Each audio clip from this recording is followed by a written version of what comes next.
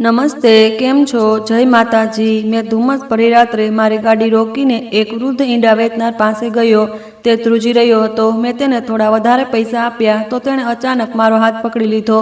તેની આંખોમાં આંસુ હતા અને તેણે મારી ગાડીની પાછલી સીટ તરફ ઇશારો કર્યો જ્યાં મારી પત્ની બેઠી હતી અને ધ્રુજતા અવાજે બોલ્યો, સાહેબ, આ સ્ત્રીથી સાવધાન રહેજો। આજથી 10 વર્ષ પહેલા આ સ્ત્રીએ તમારી હું જ્યારે ઘરે પહોંચીને મારા રૂમમાં દાખલ થયો તો સામેનું દ્રશ્ય જોઈને પોતાની જગ્યા પર જ થીજી ગયો। મારી પત્ની જોર જોરથી ડૂચકા ભરીને રડી રહી હતી અને તેનો મદદ માંગતો અવાજ રૂમમાં ગુંજી રહ્યો હતો, મારા માલિક, મને મારી નાખ, હું જીવતી રહેવા માંગતી નથી। હું આ લાયક નથી કે આ ઘરમાં એક માની હેસિયતથી રહું, એક પત્નીની હેસિયતથી રહેવું। મારે મરી જવું જોઈએ। હે ઈશ્વર, હે ભગવાન, મને તારી પાસે બોલાવી લે। મારે આ દુનિયામાં નથી રહેવું। તું કેમ નથી સમજતો મારું દર્દ? હે ભગવાન, તું મને બોલાવી લે। તે સતત કંઈક ને કંઈક બોલતી જઈ રહી હતી। હું પોતાને કાબૂમાં ન રાખી શક્યો અને આગળ વધીને તેના ખભા હલાવતા બોલ્યો, ગાંડી થઈ ગઈ છે? કેવા પ્રકારની દુઆઓ માંગી રહી છે? મારો અવાજ સાંભળતા જ તેના ડૂચકા બંધ થઈ ગયા। હું ચૂપ થઈને પાછળ હટી ગયો। થોડી વાર ક્ષણો બાદ તે ચૂપચાપ ઉઠી, પોતાના આંસુ લૂછ્યા અને પૂજા માટે ચાદર પાથરવા લાગી। હું સખત નજરોથી તેને તાકી રહ્યો હતો। દિલ ઈચ્છતું હતું કે તેને 2 થપ્પડ મારી દઉં, પણ લાચાર હતો કારણ કે હું તેને ખૂબ પ્રેમ કરતો હતો। તેની આંખોમાં જરા સરખું દર્દ પણ મારા આત્માને તડપાવી દેતું હતું। છેલ્લા થોડા દિવસથી તે બહુ વિચિત્ર વર્તન કરી રહી હતી। ક્યારેક જોર જોરથી હસવા લાગતી, ક્યારેક જોર જોરથી રડવા લાગતી અને આજે તેને આ રીતે પોતાના માટે બદદુઆઓ માંગતી જોઈને હું પૂરેપૂરો ધ્રુજી ઉઠ્યો। પોતાની પૂજાની ચાદર સમેટીને તે સીધી ડ્રેસિંગ રૂમમાં ચાલી ગઈ। જ્યારે મેં આંખો બંધ કરી ઊંડો શ્વાસ લીધો, આખરે મારી જિંદગીની આ કસોટી કેમ બની ગઈ હતી? હું થોડી ક્ષણો સુધી તેની રાહ જોતો રહ્યો, પણ જ્યારે તે બહાર ન આવી તો હું તરત દરવાજા તરફ વધ્યો અને રૂમનો દરવાજો ખખડાવીને બોલ્યો, નંદની, બહાર આવ, મારે તારી સાથે વાત કરવી છે। આજે મને દરેક વાતનો જવાબ જોઈએ છે। બસ, બહુ થઈ ગયું। હું બિલકુલ તારી આવી હાલત નથી જોઈ શકતો। જો તને કોઈ તકલીફ છે કે તું કોઈ માનસિક યાતનામાંથી પસાર થઈ રહી છે તો મને કહે, હું તને હોસ્પિટલ લઈ જઈશ, મોંઘામાં મોંઘી સારવાર કરાવીશ। હું તને આ રીતે બરબાદ થતી નથી જોઈ શકતો। પણ તેની તરફથી કોઈ જવાબ ન આવ્યો। હવે મને વધારે ગભરામણ થવા લાગી। મેં તરત દરવાજો ખોલવાની કોશિશ કરી પણ દરવાજો અંદરથી સારી રીતે બંધ હતો। હું બીજા રૂમમાં ગયો જ્યાં અમે ચાવીઓનો ડુપ્લિકેટ ગુચ્છો રાખ્યો હતો। મેં ડ્રેસિંગ રૂમની ચાવી ઉપાડી અને ફરીથી રૂમમાં આવ્યો, પણ હવે મારી પત્ની સોફા પર બિલકુલ ચૂપચાપ બેઠી હતી। હું તેની સામે ઊભો રહી ગયો અને તેને જોતા બોલ્યો, તારા મગજમાં શું ચાલી રહ્યું છે? મને સાફ સાફ સમજાવી દે। હું હવે થાકી ચૂક્યો છું। તે મને બહુ પરેશાન કરી દીધો છે। નંદની, હું તારા વગર નથી રહી શકતો। તું પોતાના માટે મોતની દુઆ કેવી રીતે માંગી શકે છે? જો તારી જિંદગીમાં કોઈ પરેશાની છે કે કોઈ વ્યક્તિ તને તકલીફ પહોંચાડી રહ્યો છે કે આપણું કોઈ બાળક તને વિચિત્ર વ્યવહારથી પરેશાન કરી રહ્યું છે તો મને કહે, હું તેની સાથે વાત કરીશ અને સમજાવીશ। એક પતિ હોવાને નાતે હું દરેક મોકા પર તારી સાથે ઊભો છું। હું બીજું કંઈ કહેવાનો જ હતો કે તેના પહેલાં જ તે પોતાની જગ્યાએથી ઊભી થઈ અને મને જોતા બોલી, તમે કેમ દરેક વખતે મારી પાછળ પડ્યા રહો છો? હું મરી જાઉં કે જીવતી રહું, આ મારી જિંદગી છે। મેં તમારી સાથે લગ્ન કર્યા છે, તમે મને ખરીદી નથી। હદ કરો છો તમે। શું હવે હું દુઆઓ પણ તમને પૂછીને માંગું? તમારી સાથે લગ્ન કરીને હું બિલકુલ બરબાદ થઈ ચૂકી છું। પોતાની મરજીથી કંઈ પણ નથી કરી શકતી। હવે તમારી આગળ હાથ જોડું છું, મને બીજા રૂમમાં શાંતિથી રહેવા દો। ત્યાં આવીને મારા માથા પર કોઈ ઝીક ઝીક ન કરતા। હું થોડીવાર એકાંતમાં સમય વિતાવવા માંગુ છું। આ કહીને તે રોકાઈ નહીં પણ પગ પછાડતી ચાલી ગઈ। પાછળ મેં ઊંડો શ્વાસ લીધો। નંદનીની આદત હતી કે જ્યારે પણ કોઈ વાત તેને હદથી વધારે પરેશાન કરતી તે આ જ રીતે ગેરવર્તણૂક કરવા લાગતી હતી અને પછી થોડા જ કલાકો બાદ આવીને માફી માંગીને મામલો રફાદફા કરી દેતી હતી। પણ આ વખતે મને કંઈક અલગ જ મહેસૂસ થઈ રહ્યું હતું। મોતની દુઆ મેં આજ સુધી તેને માંગતા નહોતી જોઈ। ક્યારેક પરેશાનીમાં જો મારા મોઢેથી આવા શબ્દો નીકળી પણ જતા તો તે કલાકો સુધી મારી સાથે વાત નહોતી કરતી અને આજે તે પોતે આવું કહી રહી હતી જેનો મતલબ સાફ હતો કે આ વાત સામાન્ય નથી। મારું દિલ ઈચ્છતું હતું કે હું તેની પાછળ જાઉં, પણ જ્યારે સ્ત્રીને ગુસ્સો આવે તો દરેક પુરુષે જોઈએ કે તેને થોડીવાર માટે એકલી છોડી દે। તે શાંત થઈ જશે અને પોતે જ સમજવાની કોશિશ કરશે। દરેક વખતે તેના માથા પર સવાર રહેવું, તેની પ્રાઇવસીને ન સમજવી દરેક પુરુષની સૌથી મોટી ભૂલ હોય છે। સમયની રફતાર ધીરે ધીરે પસાર થતી ગઈ। 1 કલાક, 2 કલાક, અહીં સુધી કે 3 કલાક પણ વીતી ગયા। હવે હું રૂમમાં બેસી ન શક્યો। મામલો એટલો સરળ નહોતો જેટલો હું સમજી રહ્યો હતો। હું સીધો બીજા રૂમમાં ગયો. મારી પત્ની શાંતિથી પલંગ પર સૂતી ગાઢ ઊંઘમાં હતી. મેં હિંમત એકઠી કરી અને તેની બાજુમાં બેસી ગયો. હું આખી રાત તેને એકલી નહોતો છોડી શકતો. આજ સુધી તે મારા વગર ક્યારેય નહોતી સૂતી, અને જો આજે સૂઈ રહી હતી તો મામલો ખરેખર બહુ પેચીદો થઈ ચૂક્યો હતો.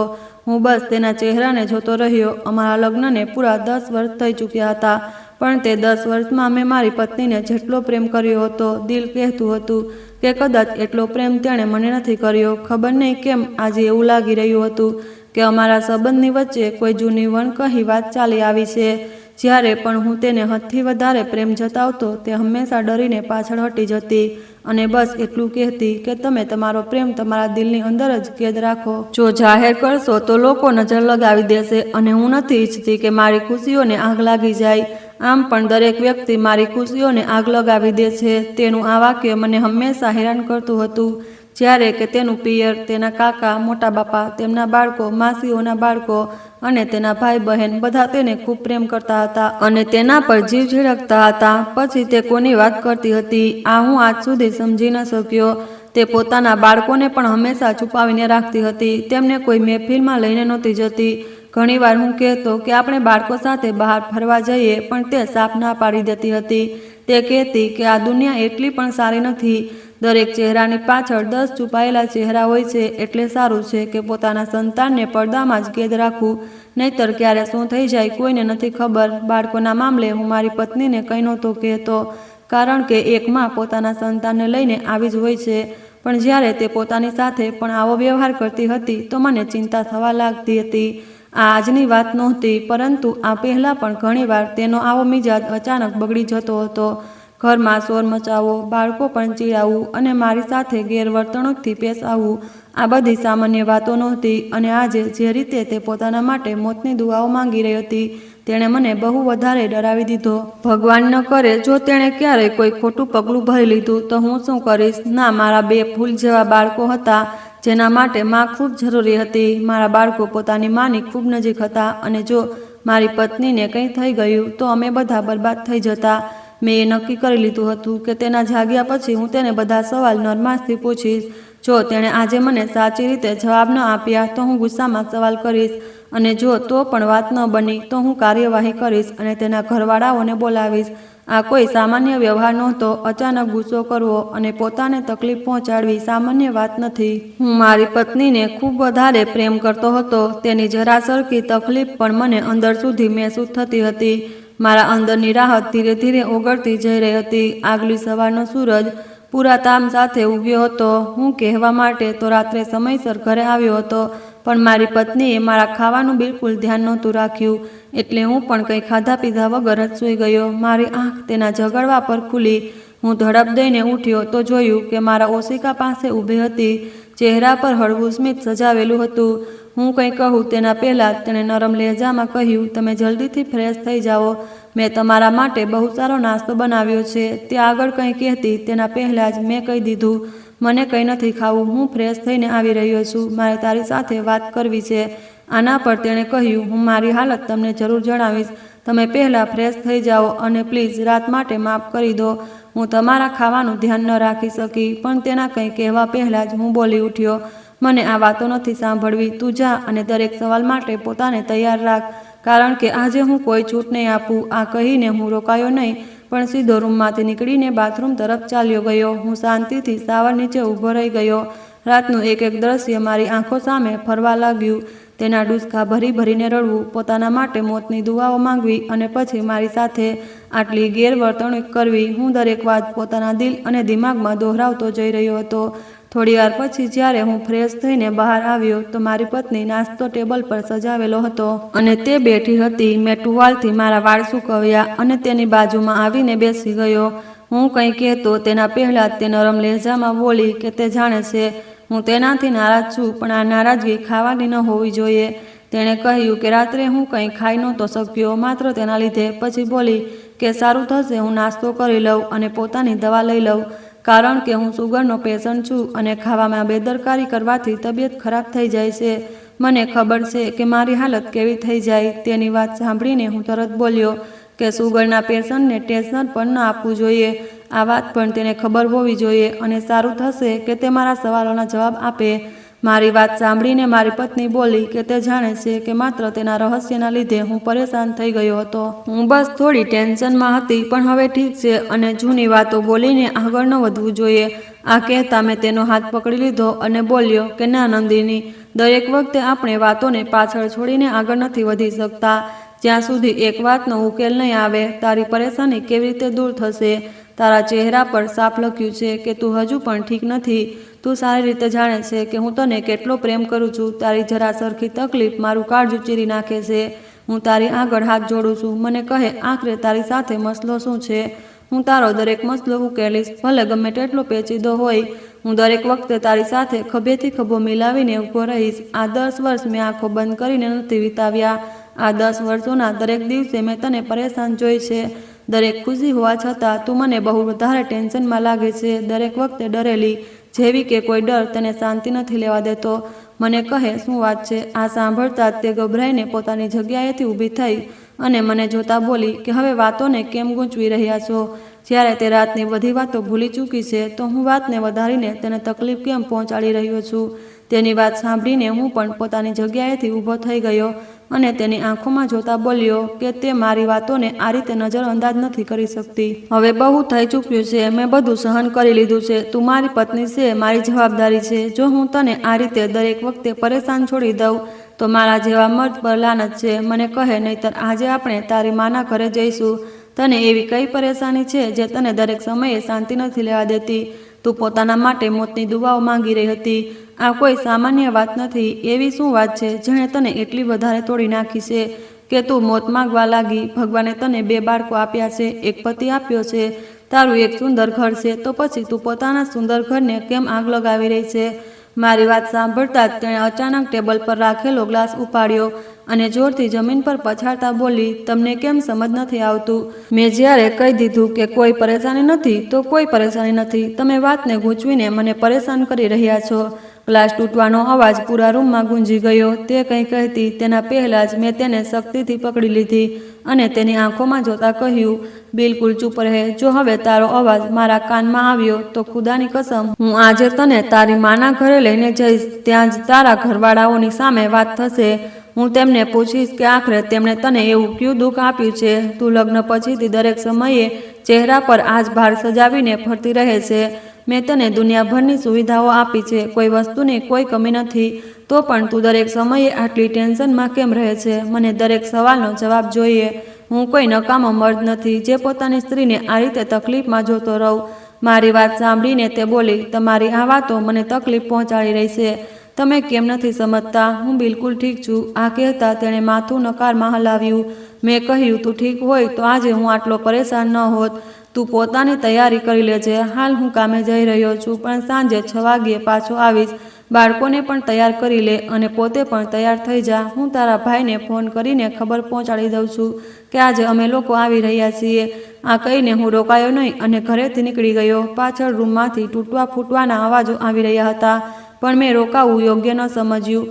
મેં નક્કી કરી લીધું હતું કે જ્યાં સુધી મામલો ઉકેલાઈ નથી જતો હું હાથ પર હાથ ધરીને નહીં બેસું. 10 વર્ષ થઈ ગયા હતા અને દરેક દિવસે હું મારી પત્નીને પરેશાન જોઈ રહ્યો હતો. હું એટલો બેરહમ મર્દ નહોતો કે પોતે શાંતિમાં રહું અને પોતાની સ્ત્રીને નિરાધાર જોઉં. ભાગદોડની રફતાર ન ક્યારેય થંભી છે અને ન ક્યારેય થમશે. પૂરો દિવસ રાબેતા મુજબ વીતી ગયો. મેં આજે યોગ્ય રીતે પેટમાં કંઈ નાખ્યું પણ નહોતું. બસ જરૂર પૂરતું ખાઈને પોતાને ચલાવવા લાયક બનાવી લીધો હતો. સાંજે 5 વાગ્યે હું ઘરે પહોંચ્યો, પણ મને જરા પણ અંદાજ નહોતો કે આજે મારા પર કેવી કયામત વીતવાની છે. મેં ગાડી પોર્ચમાં રોકી તો વોચમેન ગભરાયેલો મારી પાસે દોડતો આવ્યો અને કહ્યું, સાહેબ, તમારો નાનો દીકરો અગાસી પરથી પડી ગયો છે. મેડમ અને ડ્રાઈવર તેને હોસ્પિટલ લઈને ચાલ્યા ગયા છે. મેડમે કહ્યું હતું કે તમે આવી જાઓ તો તમને ખબર આપી દઉં. આ સાંભળીને મેં ગભરામણમાં પૂછ્યું, કઈ હોસ્પિટલ લઈને ગયા છે? તે ક્યારે અને કેવી રીતે અગાસી પરથી પડ્યો? નાનાને અગાસી પર જવા કોણે દીધો હતો? વોચમેને માથું ઝુકાવીને બોલ્યો, સાહેબજી, અમને આ વિશે કંઈ પણ ખબર નથી. માલકીન બહુ જોર જોરથી રડતી પૂરતી બહાર આવી હતી અને પછી નાના બાબાને પણ સાથે લઈને ચાલી ગઈ. આ બધું સાંભળીને બહુ ગભરામણ થવા લાગી. હોસ્પિટલનું નામ વગેરે બતાવીને હું તરત હોસ્પિટલ તરફ રવાના થઈ ગયો. હાથ પગ ખરાબ રીતે ધ્રુજી રહ્યા હતા. મારાથી યોગ્ય રીતે ડ્રાઇવિંગ પણ નહોતું થઈ શકતું. મેં ક્યારેય વિચાર્યું પણ નહોતું કે જિંદગીમાં આવો સમય પણ જોવો પડશે. મારો નાનો દીકરો માત્ર 6 વર્ષનો હતો. તેમાં મને મારી જ ઝલક દેખાતી હતી. બહુ સીધી સાદી તબિયત, ક્યારેય કોઈની સાથે ગેરવર્તણૂક નહોતો કરતો. મોટો દીકરો સમજદાર હતો. ક્યારેક વાત સમજ ન આવે તો ગુસ્સો પણ કરી જતો હતો, પણ નાનો દીકરો બહુ જ શાંત મિજાજનો હતો. જેમ તેમ સફર કાપીને હું હોસ્પિટલ પહોંચ્યો. ગાડી પાર્કિંગ એરિયામાં ઊભી કરી અને જેવો અંદર દાખલ થયો, સામે મને મારો ડ્રાઈવર દેખાઈ ગયો. તે ગભરાહટ ભર્યા લહેજામાં મારી પાસે દોડતો આવ્યો અને બોલ્યો કે નાના બાબાને ઇમરજન્સીમાં લઈ જવામાં આવ્યા છે. મેડમની હાલત પણ બહુ ખરાબ થઈ રહી છે અને તેઓ સેકન્ડ ફ્લોર પર છે. આ સાંભળતા જ હું ફોરેન ઉપરની તરફ ભાગ્યો. ઇમરજન્સી વોર્ડ તરફ વધતા મેં મારી પત્નીને ખરાબ રીતે રડતી જોઈ. હું તરત તેની પાસે પહોંચ્યો. કંઈ કહેવા પહેલાં જ તે મને ભેટીને ધ્રુસકે રડવા લાગી અને બોલી, જુઓ મોનુને ખબર નહીં શું થઈ ગયું છે. મને કંઈ સમજ નથી આવી રહ્યું. પ્રતાપ મારો બાળક જિંદગી અને મોતની વચ્ચે ઝોલા ખાઈ રહ્યો છે. ડૉક્ટર કોઈ સારી આશા નથી આપી રહ્યા. તે બેભાન થઈ ગયો હતો અને તેના માથામાંથી લોહી રોકાવાનું નામ નહોતું લઈ રહ્યું. તેની વાતો સાંભળીને મેં પોતાને સંભાળતા કહ્યું, હિંમત રાખ, આ રીતે રડવાથી મસલો ઉકેલાશે નહીં. તે પડ્યો કેવી રીતે? અગાસી પર પહોંચ્યો કેવી રીતે? મેં દરવાજો સારી રીતે બંધ કર્યો હતો. એક ક્ષણ માટે મારી પત્નીના ચહેરા પર પડછાયો પસાર થયો અને ખબર નહીં કેમ મને કંઈક ગડબડ મહેસૂસ થઈ. હું ચૂપ રહ્યો. જ્યારે હું ફોરેન ઇમરજન્સી વોર્ડની પાસે પહોંચ્યો તો એક ડૉક્ટર બહાર આવ્યા. હું ફોરન તેમની તરફ લપક્યો. તેમનો હાથ પકડીને ગભરાયેલા અવાજે પૂછ્યું, શું થયું છે? મારો મોનુ ઠીક છે ને? ડૉક્ટર માથું હલાવતા જણાવ્યું, બાળકને ઘણી ઊંડી ઈજા થઈ છે, કારણ કે તે બીજા માળેથી નીચે પડ્યો હતો, પણ સમયસર હોસ્પિટલ પહોંચી જવાના કારણે તેને સંભાળી લેવામાં આવ્યો છે. માથા પર ટાંકા આવ્યા અને હજુ તે બેભાન હાલતમાં છે. સાથે જ તેમણે મને મારી પત્નીને સંભાળવા માટે કહ્યું, કારણ કે તેની હાલત વધારે ખરાબ થઈ રહી હતી. હું મારી પત્ની પાસે આવ્યો તો તે ડૉક્ટરની વાત સાંભળીને જમીન પર બેસી ગઈ હતી. આંખો બંધ કરીને ઊંડા શ્વાસ લઈ રહી હતી. મેં તેનો હાથ પકડીને કહ્યું કે બધું ઠીક છે. તું આટલી પરેશાન કેમ થઈ રહી છે? તે સારી હાલતમાં છે. આના પર તે રડતા બોલી કે જો મારા બાળકને કંઈ થઈ જતું તો આજે હું કોઈને મોઢું બતાવવાને લાયક ન રહેતી. મને વિશ્વાસ નથી આવી રહ્યો કે મારી આંખોની સામે તે અગાસી પરથી પડી ગયો અને હું કંઈ ન કરી શકી. તેની વાત સાંભળીને મેં પૂછ્યું કે તે અગાસી પર પહોંચ્યો કેવી રીતે અને તારી આંખોની સામે પડ્યો કેવી રીતે? તે એક ક્ષણ માટે ગભરાઈ અને પછી અચકાતા બોલી કે હું લોનમાં હતી. ઉપર નજર ગઈ તો તે પાડી પર ઊભો રહીને કોઈ રમકડું ઉતારી રહ્યો હતો. મેં તેને બહુ રોક્યો અને બૂમો પાડી, પણ તે સાંભળી નહોતો રહ્યો. ત્યારે જ તેનો પગ લપસ્યો અને તે નીચે પડી ગયો. હું પાસે જ હતી એટલે તરત તેને ઉપાડ્યો અને ડ્રાઈવર સાથે હોસ્પિટલ આવી ગઈ. ખબર નહીં કેમ મને તેની વાતમાં ગડબડ લાગી, કારણ કે વોચમેને જણાવ્યું હતું કે મેડમ રડતી પૂટતી બહાર આવી હતી. જો મારી પત્ની લોનમાં જ હતી તો તે અંદરથી બહાર કેમ આવી? હાલ હું ચૂપ રહ્યો. કદાચ વોચમેન બરાબર બતાવી નહીં શક્યો હોય. મેં મારી પત્નીને ચૂપ કરાવી. મારો મોટો દીકરો એક તરફ બિલકુલ શાંતિથી ઊભો હતો. આ જોઈને મને નવાઈ લાગી રહી હતી કે તેણે એકવાર પણ એ ન પૂછ્યું કે તેનો ભાઈ હવે કેવો છે, જ્યારે કે તે મોનુને બહુ પ્રેમ કરતો હતો. થોડીવાર પછી ડૉક્ટર અમને તેને મળવાની રજા આપી. હું અંદર જવાનો જ હતો કે મારી પત્નીએ મારા હાથ પર હાથ રાખીને કહ્યું કે તમે જઈને ડૉક્ટરે જે દવા લખીને આપી તે લઈ આવો. હું પહેલાં મોનુને મળી લઉં છું. કદાચ તે તમારાથી ડરી જાય, કારણ કે તમે તેને અગાસી પર જવાની ના પાડી હતી. હું તેને સમજાવી દઈશ તો તે નોર્મલ રહેશે.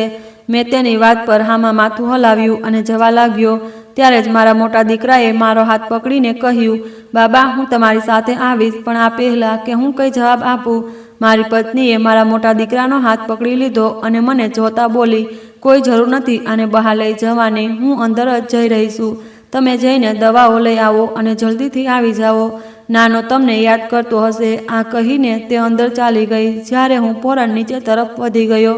જો કે મને બેચેની થઈ રહી હતી. હું મારા બાળકને જોવા માંગતો હતો, તેને વહાલ કરીને પોતાના ગળે લગાવવા માંગતો હતો, પણ ક્યાંક ને ક્યાંક મારી પત્નીની વાત પણ સાચી લાગી. મારો નાનો દીકરો જેટલો શાંત હતો એટલો જ ડરપોક પણ હતો અને તે મારાથી બહુ વધારે ગભરાતો હતો. નીચે જઈને મેં તેની દવાઓ લીધી અને તરત તેના રૂમમાં આવી ગયો. હું અંદર દાખલ થયો તો મારી પત્ની ધીમા અવાજે તેની સાથે કંઈક વાતો કરી રહી હતી, પણ મને જોતાં જ બિલકુલ ચૂપ થઈ ગઈ. મેં દવાઓ એક તરફ મૂકી અને મારા બાળકના માથા પર પ્રેમથી હાથ ફેરવ્યો. તેની આંખોમાં એક વિચિત્ર ડર હતો. હું કંઈ કહેતો તેના પહેલાં જ તે મારા સીને વળગી ગયો. ખબર નહીં કેમ મને કંઈક અજુગતું લાગ્યું. મારી નજર મારા મોટા દીકરા તરફ ગઈ. તે પણ ખૂબ સહેમેલો એક તરફ બેઠો હતો. જ્યારે હું નીચે ગયો હતો તો તેનો ચહેરો આવો નહોતો, પણ હવે તેના ચહેરા પર મજબૂરી અને ડરનો ભાવ જોઈને મને વિચિત્ર હાલત મહેસૂસ થઈ રહી હતી. મારી પત્ની મને જોતા બોલી, તમારાથી બહુ ડરી રહ્યો છે. મેં કહ્યું હતું ને કે તમારાથી ગભરાશે. જુઓ હવે કેવો તમારા જ સીને વળગીને બેઠો છે.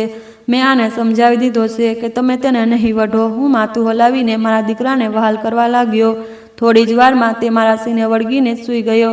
મેં મારી પત્નીને જોતા કહ્યું, તું મારી સાથે કેન્ટીન ચાલીશ? તે બોલી, ના, હું આની પાસે જ રહીશ. તમારે કંઈ જોઈએ તો તમે ચાલ્યા જાઓ. આ પછી મેં મારા મોટા દીકરા તરફ જોયું અને ઈશારાથી તેને સાથે ચાલવા કહ્યું. તો મારી પત્નીએ તરત કહ્યું, આને કેમ લઈ જઈ રહ્યા છો? આને અહીં જ રહેવા દો. વગર કારણે બહાર જશે. આના પર હું થોડા સખત લહેજામાં બોલ્યો, શું થઈ ગયું છે તને? દરેક નાની નાની વાત પર તે કેમ રોકટોક કરી રહી હતી? ક્યારનો બેઠો છે, બોર થતો હશે, કહીને હું તેને જબરદસ્તી પોતાની સાથે લઈ આવ્યો. ઈરાદો તેને પૂછવાનો હતો કે આ નાનો અગાસી પરથી પડ્યો કેવી રીતે.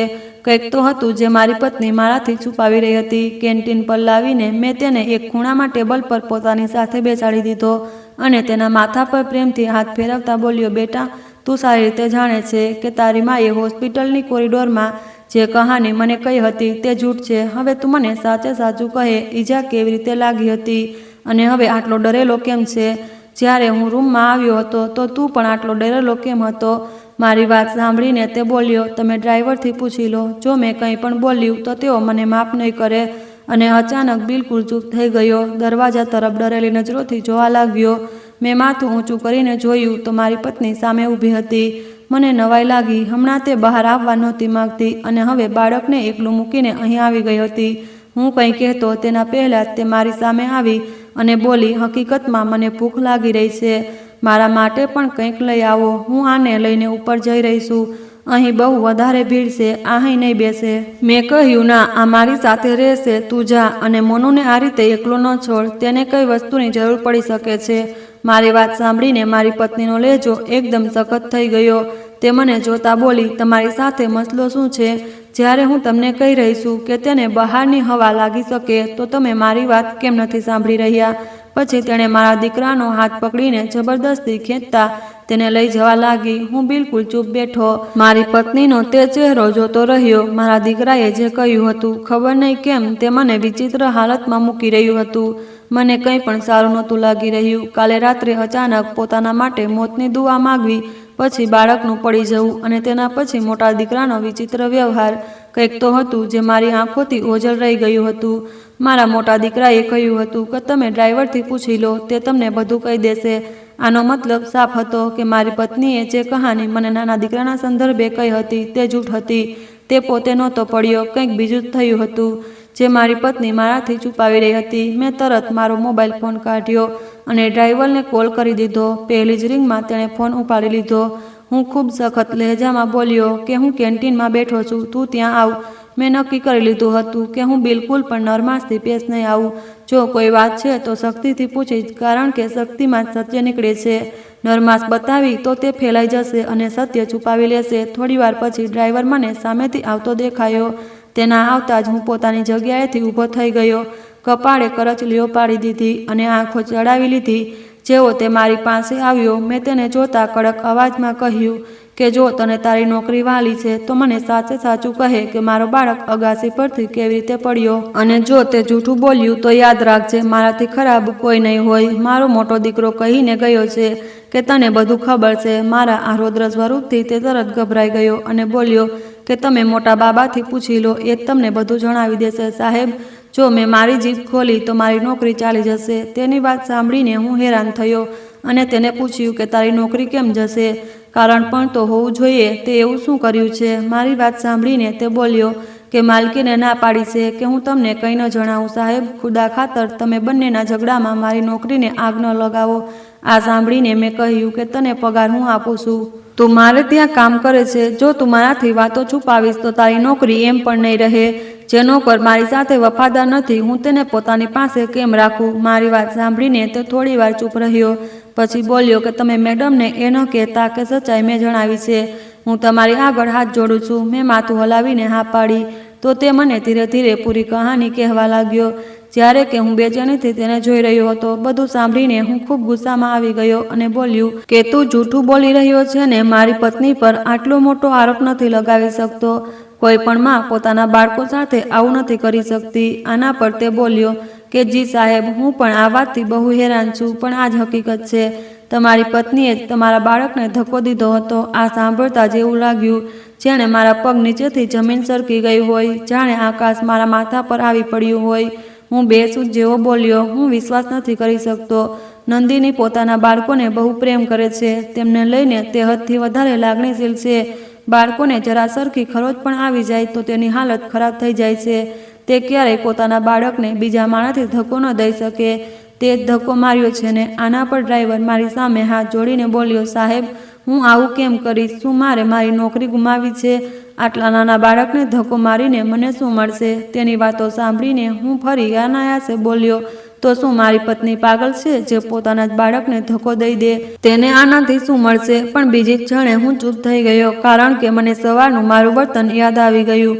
મેં તેને સાફ કહી દીધું હતું કે સવારે 6 વાગ્યે અમે બંને તેની માની પાસે જઈશું અને તેના વ્યવહાર પર વાત કરીશું। શું તેણે વાતને ટાળવા માટે પોતાના બાળકને આટલું મોટું નુકસાન પહોંચાડી દીધું હતું? આ વિચારે મને અંદર સુધી હચમચાવી દીધો અને હું કંઈ ન બોલી શક્યો। મેં ઈશારાથી ડ્રાઈવરને ગાડી ચલાવવા કહ્યું અને ચૂપચાપ રૂમમાં આવી ગયો। મારી પત્ની નાના દીકરા પાસે બેઠી હતી, જ્યારે મોનું આંખો બંધ કરીને સોફા પર બેઠો હતો। હવે એ લગભગ નક્કી થઈ ચૂક્યું હતું કે મારી પત્નીએ જ પોતાના બાળકને ધક્કો દીધો હતો અને આ ઘટના બાદ તે ઊંડી શરમજનક સ્થિતિમાં હતી। આ વાત મોટો દીકરો પણ સમજી ચૂક્યો હતો। આ જ કારણે તે તેના પર બૂમો પાડીને તેને પોતાના રૂમમાં લઈ ગઈ હતી। મેં મનોમન નક્કી કરી લીધું હતું કે હોસ્પિટલથી ઘરે જતા પહેલાં હું મારા સાસરીમાં જઈશ અને ત્યાં બેસીને તેના વ્યવહાર પર ખુલીને વાત કરીશ, કારણ કે ડ્રાઈવરે જે વાતો મને જણાવી હતી તેણે મને પૂરી રીતે હેરાન કરી દીધો હતો। હવે મને એ સાફ સમજાઈ ગયું હતું કે મારી પત્નીના આ વર્તનને નજરઅંદાજ કરવું સૌથી મોટી મૂર્ખામી હશે, કારણ કે આવી રફતાર ન ક્યારેય થંભી છે અને ન ક્યારેય થમશે। લગભગ રાત્રે 10 વાગ્યે અમને હોસ્પિટલથી રજા મળી ગઈ। ડ્રાઈવર અમારા બંને બાળકોને લઈને ઘર માટે નીકળી ગયો। મારી પત્ની ખૂબ ગભરાયેલી હતી। તે મને જોતા બોલી, જી, તમે શું કહી રહ્યા છો? તેને વાગ્યું છે હું તેની સાથે જઈશ। તમે તેને એકલો કેવી રીતે મોકલી રહ્યા છો? જ્યારે કે હું તરત બોલ્યો, કારણ કે હું અને તું તારી મમ્મીના ઘરે જઈ રહ્યા છીએ। તને શું લાગે છે તારી આ હરકતોને હું નજરઅંદાજ કરી દઈશ? તે રાત્રે જે તમાશો કર્યો હતો, હું એટલો ભોળો પણ નથી। મારી વાત સાંભળીને તે થોડા સખત લહેજામાં બોલી, તમે પાગલ થઈ ચૂક્યા છો? તમારા બાળકને વાગ્યું છે અને તમે આ બધું કરી રહ્યા છો? તે પોતાનું વાક્ય પૂરું પણ નહોતી કરી શકી કે હું બોલી પડ્યો, વાગ્યું છે? પત્ની છે તું મારી? હું તારી માના ઘરે જઈશ અને ત્યાં બેસીને વાત જરૂર કરીશ। તે ગભરાઈને બોલી, રાતના 10 વાગી રહ્યા છે। અત્યારે ઘરે ચાલો, જે પણ તમાશો કરવો હોય કાલે કરી લેજો। પણ મેં માથું નકારમાં હલાવતા કહ્યું, હું તારા ભાઈને ખબર આપી ચૂક્યો છું કે અમે બંને અડધા કલાકમાં ઘરે આવી રહ્યા છીએ। બધા લોકો જાગી રહ્યા છે, કોઈ પરેશાનીની વાત નથી। મારી પત્નીના કપાળે પરસેવો આવી ગયો। તે ગુસ્સામાં જઈને પાછલી સીટ પર બેસી ગઈ, જ્યારે હું પણ ચૂપચાપ ગાડીમાં સવાર થઈને પોતાના સાસરી તરફ વધી ચૂક્યો હતો। તેનું દરેક વર્તન એ વાતની નિશાની કહી રહ્યું હતું કે તે મારી સાથે પોતાની માના ઘરે કેમ નથી જવા માંગતી। કોઈ મોટી વાત જરૂર હતી જે મારાથી છુપાવી રહી હતી। હજુ અમે અડધો રસ્તો જ કાપ્યો હતો કે અચાનક મારી નજર એક તરફ ગઈ। ફૂટપાથ પર એક માણસ ઊભો મને ગાડી રોકવાનો ઈશારો કરી રહ્યો હતો। મારી પત્ની માથું ઝુકાવીને બેઠી હતી। મેં એક નજર તેના પર નાખી અને ગાડી રોકી દીધી। થોડી જ વારમાં સમજાઈ ગયું કે તે કોઈ ગરીબ ઈંડા વેચવાવાળો છે। શિયાળાના ધુમ્મસમાં ઊભો ઈંડા વેચી રહ્યો હતો। તેને જોઈને મને દયા આવી અને મોનુનો વિચાર આવ્યો। હું વિચારીને ગાડીમાંથી ઉતર્યો કે તેના બધા ઈંડા ખરીદી લઉં અને થોડા વધારે પૈસા આપી દઉં। આ મારા બાળકનું દાન હતું। મેં તેને પાસેથી બધા ઈંડા ખરીદી લીધા અને વધારે પૈસા તેની તરફ લંબાવ્યા, પણ તે માથું નકારતા બોલ્યો, મને 1 રૂપિયો નથી જોઈતો। બસ આજે તમને એક શિખામણ આપવા માંગુ છું। મેં તમને હોસ્પિટલમાં જોયા હતા અને ત્યારથી અહીં ઊભો તમારી રાહ જોઈ રહ્યો છું। તેની વાત સાંભળીને હું થોડો હેરાન થયો। હું કંઈ કહેતો તેના પહેલાં તેણે મારી ગાડી તરફ ઈશારો કરતાં કહ્યું, અંદર જે સ્ત્રી બેઠી છે તેનાથી તમે બચીને રહેજો, નહીંતર તે તમને બધાને ખતમ કરી દેશે। તે કોઈ સામાન્ય સ્ત્રી નહીં પણ હત્યારી છે। મેં ખૂબ પ્રેમથી કહ્યું, તમને ખબર છે તમે મારી પત્ની વિશે આવી વાતો કરી રહ્યા છો? શું તમને તેનો અંદાજ પણ છે? આના પર તેણે માથું હલાવીને કહ્યું, સાહેબજી, મને પૂરો અંદાજ છે કે તે તમારી પત્ની છે અને તમારા બાળકોની ખુશીઓની હત્યારી પણ. મને એ પણ ખબર છે કે આ સ્ત્રી સમીરના હાથે બહુ મજબૂર છે, પોતાને કોસતી રહે છે, પોતાને મારવાની કોશિશ કરે, હોશમાં નથી રહેતી, નહીતર તમને અને તમારા બાળકોને ચેનથી રહેવા દેતી. તમારો નાનો દીકરો જે હોસ્પિટલમાં હતો તે પણ આના જ લીધે હતો. હું કંઈ કહી શકું તેના પહેલાં જ મારી પત્ની ગાડીમાંથી ઉતરીને સામે ઊભી થઈ ગઈ અને બોલી, આવી જાઓ, શું થઈ ગયું છે? પણ હું ઈંડાવાળાનો હાથ પકડીને પોતાની ગાડી તરફ લઈ આવ્યો. જેવો તે પાસે આવ્યો અને મારી પત્નીએ તેનો ચહેરો જોયો તો તેના ચહેરાનો રંગ ઉડી ગયો, જાણે કોઈએ તેનું લોહી નીચવી લીધું હોય. તે બિલકુલ સ્તબ્ધ રહી ગઈ. હું કંઈ કહેતો તેના પહેલાં જ ઈંડાવાળો મારી પત્નીને જોતા બોલ્યો, તને શું લાગ્યું હતું? તું અમારું ખાનદાન ઉજાડીને પોતાની જિંદગી શાંતિથી વિતાવી લઈશ, આખી જિંદગી જમીનના આગમાં બળતી રહીશ, પણ તને ક્યારેય સુકૂન નહીં મળે. હું તને ક્યારેય માફ નહીં કરું અને નહીં મારા ઘરવાળા. તે જે કર્યું તેની સજા આજે પણ અમે ભોગવી રહ્યા છીએ. આ કહીને તે રોકાયો નહીં અને જમણી બાજુ ચાલ્યો ગયો. હું મારી પત્ની પાસે આવ્યો, તેનો હાથ પકડીને પૂછ્યું, આ બધું શું છે? હજુ પણ સમય છે, સાચું કહી દે, હું તને પિયર નહીં લઈ જાઉં. તે નાનાને અગાસી પરથી કેમ ધક્કો દીધો અને આ શું કહી રહ્યો હતો કે તું હત્યારી છે? આ પહેલાં કે તે કંઈ કહી તે નંદીની જમીન પર બેસી ગઈ અને ધ્રુસકે ધ્રુસકે રડવા લાગી. મેં જાણી જોઈને કોઈનું ખૂન નથી કર્યું, હું નિર્દોષ છું. મારા પર આરોપો ન લગાવો, મારાથી ભૂલથી આ બધું થયું છે. ખુદા માટે મારી સાથે આવું ન કરો, હું મરી જઈશ. હે ઈશ્વર, તું મને કેમ જીવતી રાખી રહ્યો છે? મને તારી પાસે બોલાવી લે. આજે પોતાનો ગુનો છુપાવવા માટે મેં મારા નાના દીકરાને તકલીફ પહોંચાડી છે, કાલે કોઈ બીજાને પહોંચાડી દઈશ. હે ભગવાન, મને મારી રાખ, હું આ ગુનાની સાથે જીવતી નથી રહી શકતી. તે સતત આજ કહેતી જઈ રહી હતી. મેં ગાડીમાંથી પાણીની બોટલ કાઢી અને તેના ચહેરા પર પાણી છાંટતા કહ્યું, હોશ કર, શું બોલી રહી છે? રડતા રડતા તેણે કહ્યું, ઈંડાવાળો બિલકુલ સાચું કહી રહ્યો છે. મારાથી એક ખૂન થઈ ગયું અને તે ખૂન તેની પત્નીનું છે. તમે જાણો છો હું નાની નાની વાતોને લઈને કેટલી વહેમી છું. કોઈની નજર લાગી જશે, કોઈ વધારે હસીને જોઈ લે તો મને લાગે છે નજર લાગી ગઈ. આ જ વાતોના લીધે કોઈ પણ મારી સાથે સંબંધ કરવા નહોતું માગતું. મેં મારા માટે આ જ ઈંડા વેચવાવાળા માણસને પસંદ કર્યો હતો. તેણે મને કહ્યું હતું કે તે પરણેલો છે અને તેના બાળકો પણ છે, પણ મેં તેની વાત ન માની અને જબરદસ્તી તેને મારી જિંદગીમાં સામેલ કરી રાખ્યો. જ્યારે તેની પત્નીને આ બધું ખબર પડી તો તે મારા ઘરે આવીને હોબાળો કરીને ગઈ.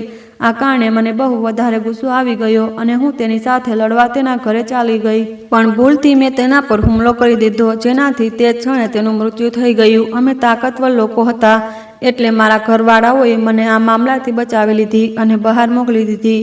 કેસ બંધ થઈ ગયો અને હું પાછી આવી ગઈ. પછી મારો સંબંધ તમારી સાથે નક્કી કરી દેવામાં આવ્યો, પણ તે માણસે મને કહ્યું હતું કે હું આખી જિંદગી ખુશીઓ માટે તડપતી રહીશ અને સાચે જ આવું થયું. તેની નાની નાની માસૂમ દીકરીઓ હતી. હું શું કરતી?